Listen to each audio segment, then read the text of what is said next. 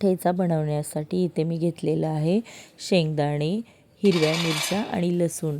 कमी साहित्यात आणि कमी वेळात आपल्याला बनवायचा आहे झणझणीत ठेचा. छान अशा मिरच्या धुवून घेतलेल्या आहेत. शेंगदाणे मी भाजून घेतलेले आहेत आणि यामध्ये मिरचीमध्ये थोडंसं मीठ टाकलेलं आहे आणि आपलं लसूण आपण जे सोलून घेतलेलं आहे लसूण हे टाकलेलं आहे आणि जाडसर आपल्याला पहिल्यांदा मिरची आणि लसूण वाटून घ्यायचं आहे. बघा किती छान असं वाटून घेतलेलं आहे मी. त्यानंतर आपल्याला शेंगदाणेही जाडसर वाटून घ्यायचे आहेत आणि इथे मी तयारी करत आहे तडक्याची. आपल्याला सर्व पहिला कच्चंच वाटून घ्यायचं आहे मिरची लसूण आणि भरपूर असं तेल घ्यायचं आहे. त्यामध्ये आपलं जाडसर वाटलेलं मिरची लसूण टाकून घ्यायचं आहे. छान असं ते भाजून घ्यायचं आहे तेलामध्ये. त्यानंतर जाडसर वाटलेले शेंगदाणे टाकायचे आहे.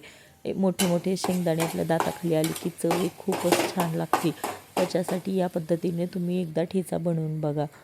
तर याचा कच्चापणा जाऊस तोपर्यंत छान असं तेलात आपल्याला भाजून घ्यायचं आहे.